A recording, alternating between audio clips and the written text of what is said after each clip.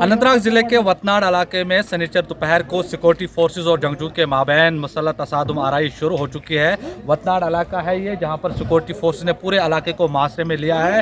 हालांकि इस वक्त गोलियों का तबादला जो है वो थम चुका है, गोलियां नहीं चल रही, लेकिन इसके बावजूद भी पूरे इलाके को फोर्सेस और पुलिस ने कार्डन ऑफ किया है और छुपे जंगजुओं को तलाश जारी है। इस वक्त यही सूरत हाल की इनकाउंटर जो है, एक फोर्सेस एहलकारों को एक मुस्तद इतला मिली थी, जिसके बाद इस इलाके को कार्डन में लिया गया है और इब्तदाई इतला के मुताबिक जो है एक जवान की घायल होने की खबर है, लेकिन अभी इसकी तस्दीक नहीं हो चुकी है। पूरे इलाके को कार्डन ऑफ किया गया है और जंगजुओं की तलाश जारी है।